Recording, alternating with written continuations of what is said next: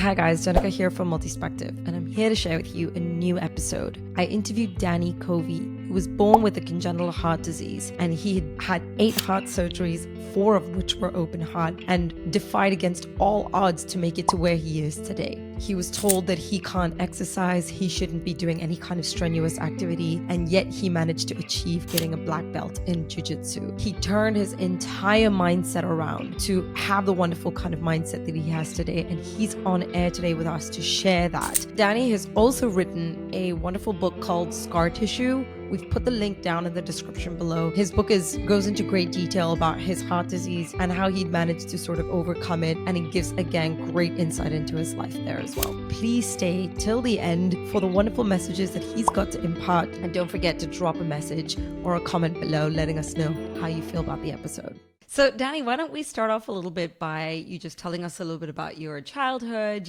growing up, and sort of what that's been like. Yeah, so I usually say I'm the husband to one fantabulous wife. I'm the father to 3 amazing kids, and I'm also the survivor of 8 heart surgeries. And really, the story, I call it my open heart journey, that really didn't begin for me. It started with my parents. And so my first surgery was actually at 11 months old. And I was having issues where I was flopping over, I wasn't breathing. My parents rushed me to hospital multiple times. I'd get to the hospital, they'd revive me. And that repeated 6, 7, 8, 9 times over the course of several months. The doctors determined that I had 2 problems with my heart. It was what they call subaortic stenosis and supramitral valvular stenosis. All that to say, one of the leaflets in my heart was too small and constricting, and the other one was leaking. And at 18 months old, I was flown across the country for an experimental surgery where I was given a 20% chance to live. Oh, and I won't spoil it, but I made it. And that first surgery, obviously I don't remember it. I grew up with scars that I had heard stories about how they got there, but I didn't really understand. But that really was my parents' introduction to what would become a lifelong journey with heart issues. 8 heart surgeries. Let's just sit on that for a minute. That is a lot. And this is the heart, What are the percentages? Do you know if approximately how many people have actually lived through 8 heart surgeries? Is this a very, very rare occasion? I don't, to be candid, I haven't met other people in similar situations to me. And so part of my journey was just, I had grown up with surgeries. I had surgery again when I was 8 to try and correct my aortic valve. I had surgery again at 12, then 13, then 14. And then my last surgery was at age 40. So I had just grown up as a kid thinking, well, this is just normal for me. Not realizing now as an adult looking back, that's not normal. 8 heart surgeries is not normal. 4 open heart surgeries is not normal. And it really sunk in between the years 1985 and 1990. I had 5 heart surgeries in 5 years. Wow. That's so crazy. It's been a very interesting journey, and part of it I didn't know. Obviously, this isn't normal, and I grew up very differently from other kids and had to watch my health and be careful about my health. I never got to meet my gym teacher. I heard he was a really nice guy, but yeah. I was just never involved in sports. I wasn't even on the court. I was just not even there. So now as an adult looking back saying, hey, there's things that I learned in surgery. There's things that I learned in all these very difficult and hard times, really for my entire family. And that was the impetus to share my story. That was the impetus to write about it. And the response has been very overwhelming. let's go right back to the very, very first experience. Okay. Of course, you mentioned you don't remember it. You were very, very young. I'm sure your parents have talked a lot about this with you. Do you have any siblings as well? Yes, I've got two older brothers and a younger sister. So the impact that it had on them too. hmm What have they said to you about it? That very, very first time they discovered that this was a thing. So I've called my siblings the unwatered plants in the shadows because when I was going through trauma, I received a lot of attention, a lot of gifts. People took me out to do things. They were neglected, and when we were younger, it did create some jealousy from my siblings because they didn't understand. They're a kid seeing their younger brother get all this attention, and they're saying, "Well, why don't I get this attention?" And when I was 8 years old, my parents made an interesting decision. They flew my older brother to the hospital and had him stay with me for a week. And he helped take care of me. I was 8, he was 13 at the time. But him seeing what I went through, he saw what it cost me to get that attention. He saw everything that went on behind the scenes. And really, once he came and took care of me, that jealousy, that dynamic really died away because it helped put things in perspective for him. Yeah. No, that's crazy. And I can totally imagine the sort of conundrum that your parents were experiencing at the time because, of course, they will want to look after you and be there and they have to. But at the same time, understanding and knowing that, yes, the siblings are going to also be impacted by that. How can we, manage this sort of situation so that the siblings can still feel and understand sort of where we are, but they're young. So it's just a really, really tricky situation to navigate. And that situation where your parents decided to send your brother over could have gone one of either way, right? It could have either Yeah. gotten you much closer or, could have had a very different kind of impact, right? Yeah. No, I look back, it was a very wise decision. In my next surgery in 1990, my other brother came to visit me and took care of me. And even comments that he made, he said, "Wow, I tried to make you laugh. I tried to joke around with you, but you were just so sick. You were just not there at all." And I think just them being there, seeing me at a very difficult time, it does have an effect. It has changed our relationship. Even to this day, I know if I called either of my brothers and asked them for anything, they'd drop everything to help. So it has had a lifelong impact for sure. Yeah. And I credit that to my parents. Yeah. When did you and your siblings have that first conversation, that breakthrough conversation? Well, we were kids, so I don't know that it was a conversation per se, but what's interesting in adulthood, me looking back and understanding things better. And for them in adulthood, I recently wrote about my story and I asked them to contribute, different thoughts. And that's where, as an adult, when they look back, now they're seeing it through an adult lens and they understood it better. So most of these conversations happened more recently in the past 5 years because we're revisiting it and we're seeing it through a different lens. Yeah, I love that. It definitely does take a certain level of like maybe maturity and sort of hindsight to be able to sort of see it in a different perspective. So let's go through this journey a little bit. So your 11 months is the time when your parents discovered that this is a situation and it's probably going to be a long lasting one. You said that there was a 20% chance of making it through. Yeah. What was going through their head at that time? What were they going through at this point?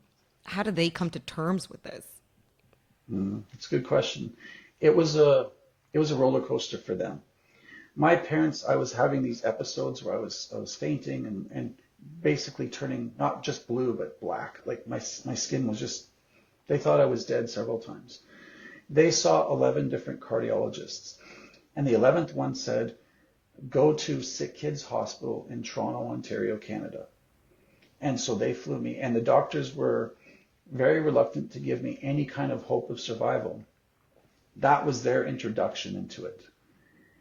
And their journey, they were up and down. I mean, one day they thought he's going to make it. We're trusting that everything will be okay. The next day, everyone's telling them, well, it's hopeless. So I think for them, it's a roller coaster. And again, you talk about looking at things from an adult perspective. For me, I don't remember it. But being a patient, it's one way of experiencing the surgeries. As a dad now, and having to look at one of my kids going through this, I don't know as a parent that I could do that.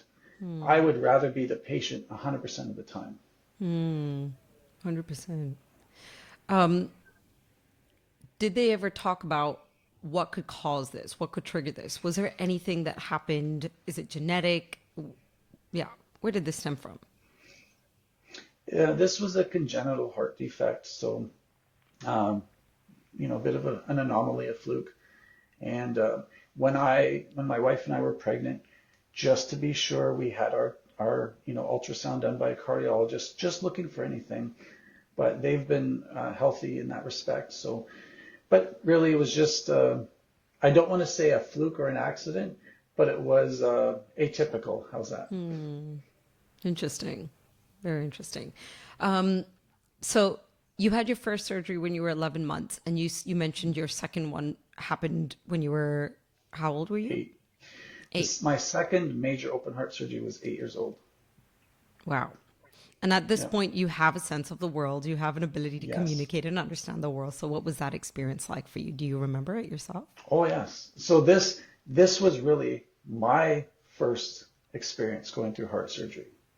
So being it was my first, I was terrified. I was scared because I'd heard stories or the stories that parents would tell their children, but now I was actually going through it. And believe it or not, one thing that made the surgery easier was the fact that before I was going into surgery, I started experiencing congestive heart failure. So I gained a lot of weight from fluid retention, and I would faint a lot and I couldn't breathe. And it got to a point where I had to carry an oxygen tank around with me everywhere I went. And then it got to the point weeks before surgery where my dad would literally have to carry me up and down the stairs because I just didn't have the strength. So in some ways, as dreadful as the surgery was, I was looking forward to getting it over because my quality of health was so poor. And it's quite a thing as an 8-year-old to be laying on a hospital bed, and then you're put onto the operating table, and just to have these thoughts like, I could die in a few moments. And you understand that at a certain level at 8 years old. But then for me at 13 and 14, and then again at 40, to be laying on the operating table, having those same thoughts, like I could be dead in just a few short moments. And that's been, interesting is not the right word, but it's been very illuminating or challenging because you have these very life or death encounters at different ages in life. Like constantly having to grapple with the idea that you may not make it this time. And so it's not only coming to terms with the concept of death, but also maybe like looking back and thinking, have I done what I wanted to do? Or maybe at 8 years old, maybe you hadn't thought of it quite that way, but it's, I wish I could have done this, or I wish I could do this. And now looking where you are at now, have I done whatever it is that I wanted to do in my life? Have I lived a fulfilling sort of life, right? So that if this time comes where I'm not going to make it, I'm not going to have any, feelings of like, I don't know, I wish I did this, right? Yeah. Well, it is interesting that you say that. At 8 years old, from a hospital bed, I'd watch Jackie Chan or I'd watch Bruce Lee. And I'd look at them and I'd marvel because I'm looking at them doing these amazing things that I'll never be able to do. But that sparked something in me. And even at a young age, I had this desire, this dream of doing martial arts, despite the fact that I could barely walk sometimes.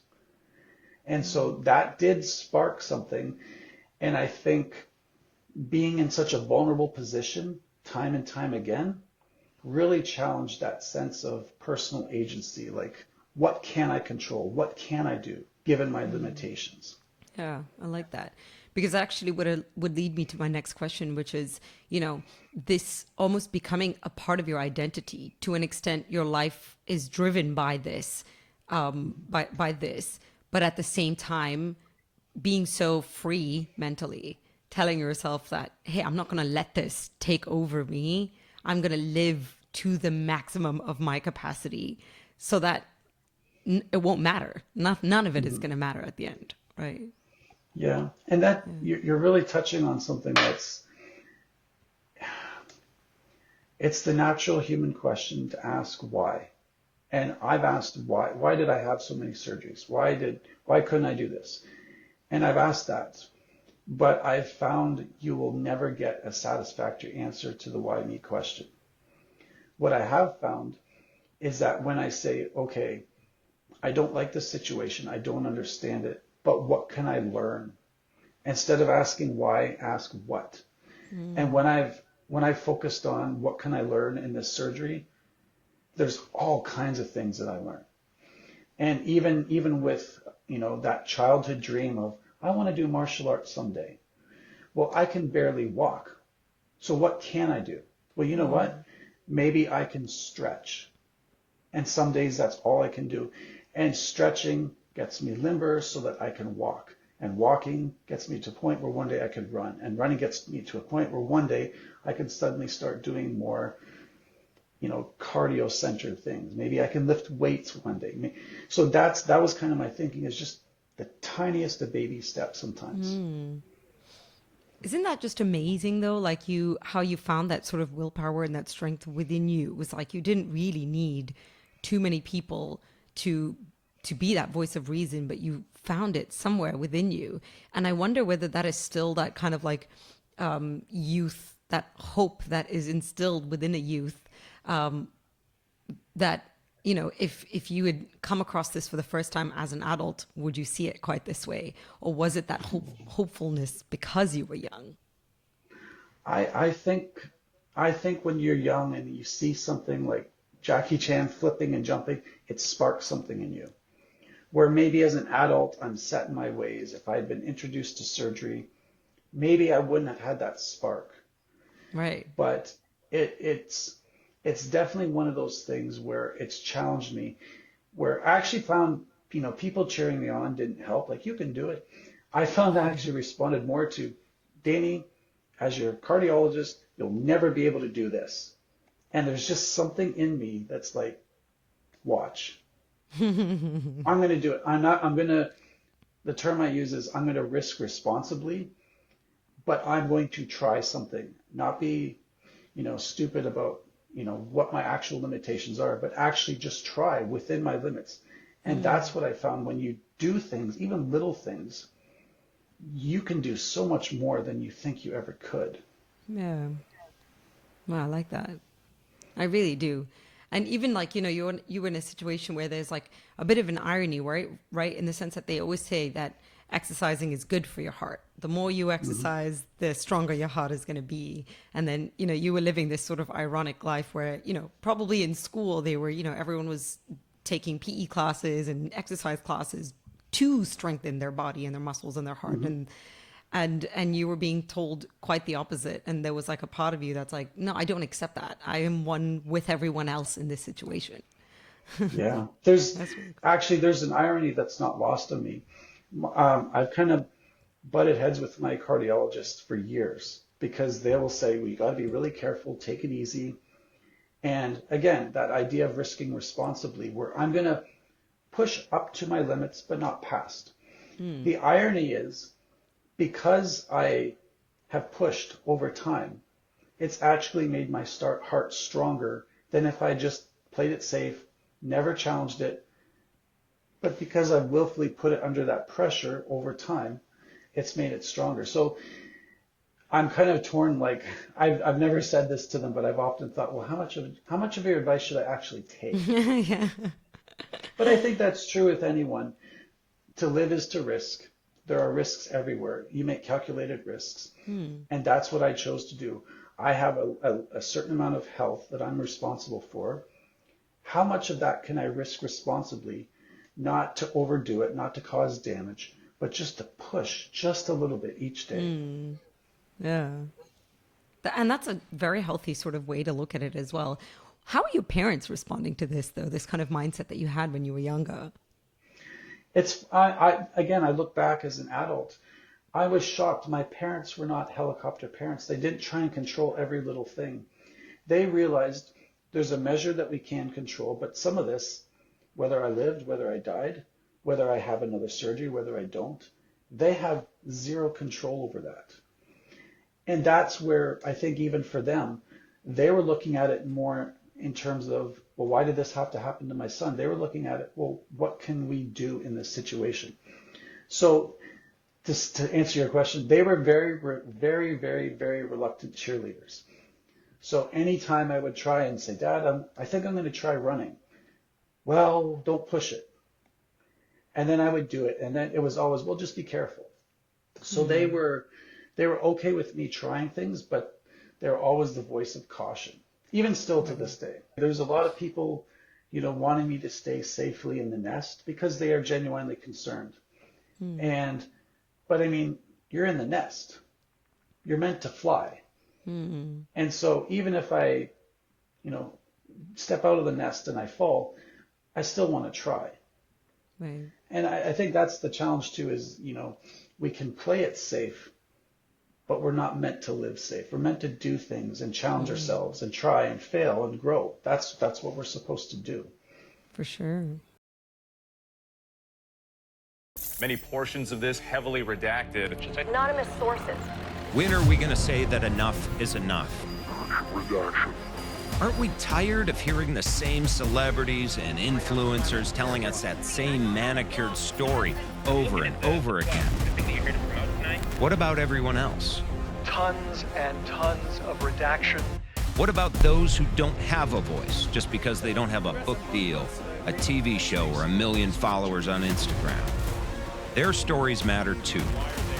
This is a place where we can finally shine a spotlight into the shadows and give a voice to those who would otherwise be silenced.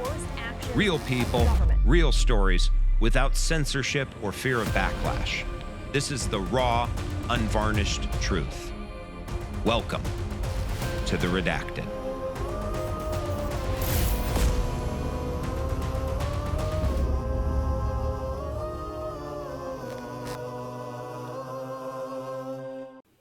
So you're 8 years old. You've done this surgery. It's an absolute success. What then? So the surgery was a success, but it really bought me time. And what was going on was my valve would constrict. And so when they did the surgery, they would try and open it up and it would constrict. And I'm turning 8, 9, 10, and puberty is coming soon. And that means that my body's going to grow even more. And so what's going to happen to that valve?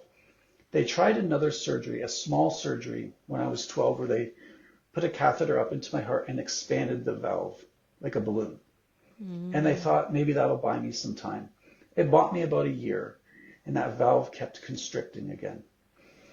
And finally, and I would say this was the turnaround point in my childhood, finally at 14 years old, they cut out the valve completely and they put in an artificial valve that's mechanical. And once I had that mechanical valve put in, suddenly there's no more constriction. Once I was healed from that surgery, that was like, wow, now I actually feel different. Now I can actually try things. So 14 was very liberating for me because it was the first time in my life where there were no longer more surgeries on the horizon. Was Every this surgery after that. Yeah. Well, was that the surgery, though, that they've done many times up at that point, or was this fairly new at that time? So I had a mechanical valve put in, and to that date, this was 1990, the longest that they'd had a valve last was 12 years. And all that meant was somebody 12 years before me had had a valve put in, and theirs was still working. So it wasn't experimental, but the long-term effect of how long that valve would last was unknown or uncertain at the time. Now, I've had that valve now for 34 years, and it's going strong. And they're saying that thing can last indefinitely as long as you take care of it. But 14 was really that. It's just like this was a surgery that kind of ended future surgeries for a long time. Interesting. And so as this artificial valve has been put in, there were no complications. You were able to actually start exercising and running around and doing more cardio-related things? Actually, there were a lot of complications. So I say I've had 8 heart surgeries, but I've nearly died 3 times. The first one I was 18 months. And then this surgery, the valve was put in, but I had internal bleeding that just would not stop. And the doctors were getting very concerned. Their fear was they'd have to reopen me up and try and stop the bleeding that way. But eventually that bleeding stopped. And then when I started healing, I'm noticing a definite improvement in my health, where I'm suddenly ambitious and wanting to try things and not told, no, you can't. I'm now told, well, be very careful. Wow. Did you actually feel quite different in that moment? Could you feel Yes. that difference? Yeah. Yes, and I'll tell you why. I didn't know. I had a mechanical valve put in.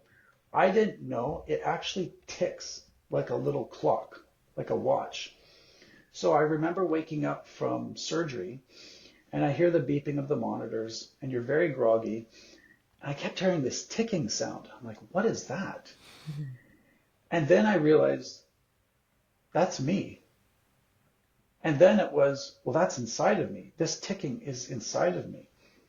So I was shocked. And of course, no, I don't know why nobody thinks to tell the patient, but yeah, these valves tick and it's the blood flowing, going in and out. And it just, these little doors tick, tick, tick like this. Interesting. And what I found is a byproduct from that, my heart beat different. It's like heavier. And if I'm running, you'll hear this tick, tick, tick, tick, tick, tick, tick, like that. But Wow. the one interesting thing I found is since that surgery, my sense of time is actually much better because you've got this, it's white noise to me now where I don't really notice it, but there's this constant ticking always there that you just kind of tune out. That's so interesting. And almost it's like without even realizing it, but then it's almost giving you a concept of like, yeah, what time it is, how long something has been, or how many ticks it takes to get to from one place to another, for example, as opposed to how many steps, it's how many ticks for you. Yeah, it was great when we were raising our kids because when they were babies, I would just hold them on my chest and that constant, just gentle ticking kind of helped lull them back to sleep. Wow. The byproducts of heart surgery makes for better Right. parenting. What was it then that changed after that required you to have another surgery, another big surgery? Oh, I'm going to give you the short story. But the long answer was I went from a kid who was always in crisis to life went on. I graduated high school. I went to college. I got married. I got a job. We started having kids. And instead of surgery being something that I actively faced, it became something that I went through as a kid. And I would remember, but really life, for lack of a better term, was just normal for me now. And really what happened was, it looks like an accident on the surface, but I don't believe in accidents. Because I've had a mechanical valve, I have to take blood thinners to keep my blood thin so that there's no clotting. And I noticed severe bruising on my body, and it kept getting worse. And I thought, what's going on? Well, long story short, the pharmacy that provides my medication had made a mistake on the label. And I'd actually been taking a double dosage of my blood thinners, which meant my blood was extremely thin. So I went to the hospital. I got that taken care of. They gave me vitamin K, and that brought my levels down, and heparin. But then as a precaution, my cardiologist said, look, why don't we run? We'll do an MRI of your heart. We'll do a few tests that we haven't normally done. just to make sure everything's good. And them testing revealed that my aortic arch was drastically enlarged. If this incident with my blood thinner had not happened, likely I would be exercising or doing something. It would have burst and I would have died. So the fact that this accident, and I use air quotes, happened, actually revealed a problem that had been growing undetected for a certain amount of time. What was it that was triggering this enlargement or this inflammation, or what it's called? They're not actually sure. They said sometimes with heart patients, over time, the aortic arch will enlarge. And there's a certain threshold where they'll say, it's okay if it's this many millimeters. Mine had grown well beyond that. And what I noticed was certain activities like running, or I was getting into martial arts, became very difficult. And I just assumed, well, I'm a middle-aged guy. Maybe I need to get in better shape. I'll just run harder. I'll do more. And then I found, wow, this is really hard. So I wasn't attributing it to heart problems because, of course, that was something I had way back when I was a kid. What they classify as an aortic aneurysm. So people will be doing something, the aortic bursts, and they have an aneurysm on the spot. So once they determined that was there, I was scheduled for surgery. And now after a 26-year absence, I'm going back into surgery. And this is why I was talking to you about perspective, because now I'm a grown man going through this thing that I remember going through as a kid. So in some ways, it was very familiar because I knew I'd tell my wife, well, this is going to happen, then this, we'll talk to this doctor, then. So what really triggered that I knew there was a problem, I had all these testing done, and they had set a follow-up date about 3 months later. Well, okay, well, we did all these tests. We'll review the results with you in 3 months. They called me a week later and said, you need to come in.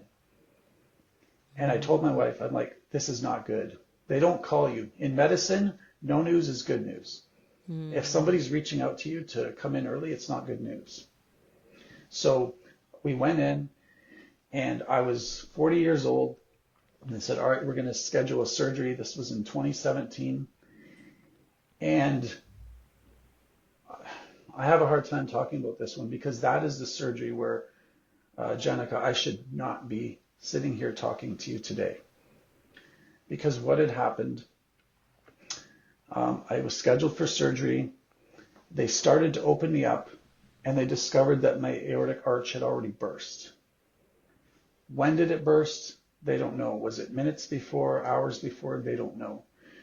But that surgery then became this mad dash to save my life. And for 9 minutes, I had no blood or oxygen, nothing running through my body. And it was just a fight just to get me back to living again. So it was a very difficult surgery. It was challenging. I know in medicine, we say, look at the marvels of medicine and all that it can do.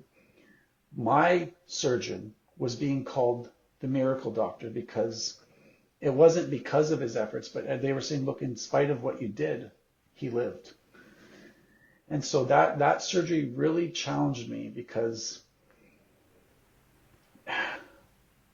I shouldn't be here, but I am. And that took me a while to really sit through and think through because I haven't really talked about it, but survivor's guilt is kind of an issue that's kind of plagued me over time because I've gone through surgery. I've escaped death several times. And you begin to ask, well, what about that other person? I know many people that have gone through cancer and they're no longer here. Why am I here? Why was their story cut short and mine's still going? So I really, really wrestled with that, especially this last time around. Yeah. It's especially when it's one of those things where like there's really no explanation, no scientific explanation, no medical explanation.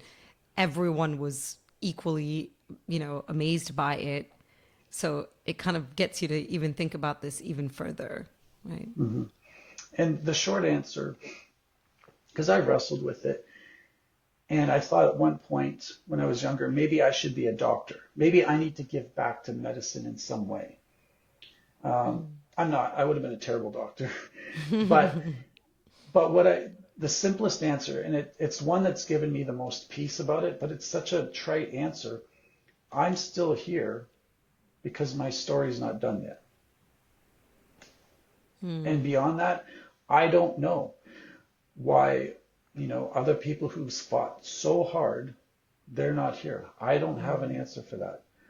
I just know I'm here. And really what I've tried to do in my own friend group and the people that I know, if I know somebody's going through surgery or they're going through cancer, they're in the hospital, I want to go be with them. I want to move towards a messy situation and just be there, just to be a comfort to them, because you know what? Maybe I understand just a little bit about what they're going through. And that's part of why I feel like I'm still here, is to help others who are struggling. And I will say this. There's a quote that I came across a few years ago, and the first time I heard it, I actually started crying, because I thought, this is powerful. This is why I need to share my story, and this is why people need to have help. And the quote is this: one day you will tell your story of how you've overcome what you're going through now, and it will become part of someone else's survival guide. That's why we suffer. We go through hard things because others are going to go through hard things. They'll need our help. I needed help. And we pay it forward in that respect. Yeah. Yeah, I like that. It seems like you went through quite a spiritual sort of like enlightening journey through all of this as well, right? Mm-hmm. Yeah. My parents had faith, and it was up and down sometimes as to whether or not I would survive. And I've come to the conclusion that when you have faith in something, it looks like stubbornness, because it's a refusal to quit. Because you have a belief, and you see it through, despite what people say. And I'll be candid. I was okay if I'm laying on the operating room table and it's gone through my head, at multiple ages, I could be dead in a few minutes. I was okay with that. It wasn't like I was so clinging to life that I thought, well, I have to live and I'm terrified. I actually found the closer I got to each surgery, I had more peace, because I don't control the outcome. All I can control, especially when I was younger, was my attitude towards it.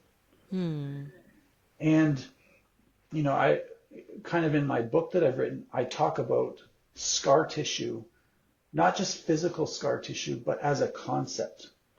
Because scar tissue is actually a healed wound. Scar tissue is actually stronger than normal human ordinary skin. So if we have an open wound, it keeps bleeding. If we allow it to heal, that wound becomes actually stronger.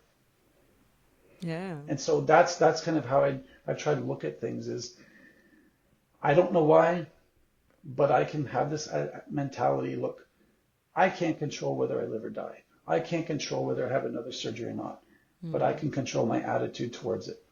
Yeah. I like that. Yeah, like almost like that other quote where what doesn't kill you makes you stronger, right? Yeah. But at the same time, I think a lot of it kind of does credit to you in the way that you chose to accept it and handle it.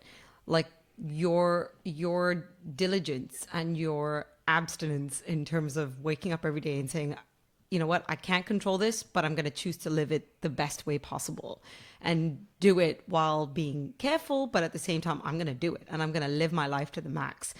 Because, I think some of the hardest things that some people go through is, it's a lot of it is to do with their lack of faith in themselves, or their lack of faith in this world, their lack of belief that this world can give them a good, fair, happy sort of outcome.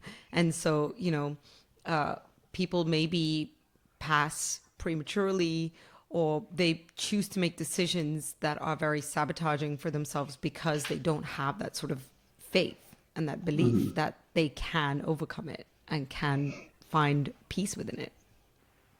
You cannot look at yourself as a victim. You are a victor. We've all been victimized. We've all gone through hard things, but I am not a victim. I am going to overcome what I'm going through. And part of that is just refusing to ask the why me question. And I've looked at it this way as well. I believe we go through suffering for a reason. If I act like my suffering has a purpose, I'm going to find purpose in it. If I act like this has all just been a terrible accident and I am a victim and this woe is me, how does that affect my marriage? How does that affect how I parent? How does that affect how I approach work and life? But when I assume there's a reason for it and there's something to learn in it, that changes everything. That changes the type of husband I am. That changes the type of father I am to my kids. When other people go through difficult things, I'm not just saying, well, too bad to be you. I'm saying, hey, let's fight through this. Let's go through this together. And that's been the amazing part for me, is just to assume, maybe you don't always know what that reason is, but assume that there's something that suffering can teach you. Because the truth is, suffering is a human universal. All of us, to some degree, in varying degrees, emotionally, financially, physically, in different ways, are going to have to endure hard things. If we assume there's a reason, there's a lesson to be learned in it, we do come out on the other end of it stronger. How's your wife sort of and your children been taking it? Have they been sort of assuming the same kind of mentality and perspective that you have had, or was it a little bit harder for them to take it? I told them about my surgeries growing up, and it was all very theoretical and hypothetical to them. They've now gone through it trial by fire, but I think it has had a huge impact. My oldest son, he's now 20. He was recently diagnosed with type 1 diabetes. And within a few weeks, he mastered, taking his injections, measuring his food. And I asked him about it. I said, you seem like you've come to terms with this very quickly. And his only comment, he's very quiet, he said, I didn't see the point in getting upset about it because I'm going to have to deal with it anyway. So I think there's a measure where, things happen to us. We can spend years bemoaning it, being upset. Ultimately, though, we have to come to a point where we accept it and move on. And that's what I found. The more I focus on, well, why did this happen? And what about this? And what, I have to get past that at some point and say, I accept it. What am I going to do about it? Yeah. You mentioned that when you were doing your last surgery at 40, that was one of probably the hardest ones that you have gone through. And you said for about 9 minutes you didn't get any oxygen in your body. Would you have to say that you were proclaimed not alive at that point? They didn't. I wasn't told that. All that they've said was that your brain had no blood or oxygen, your heart had no blood or oxygen. So no one was throwing around that you were clinically dead. But I certainly wasn't living. I wasn't, there was not life happening. Right. So I've done episodes previously with individuals who've had near-death experiences where they've actually had outer body experiences and seen sort of like the whole universe, and they've talked about that.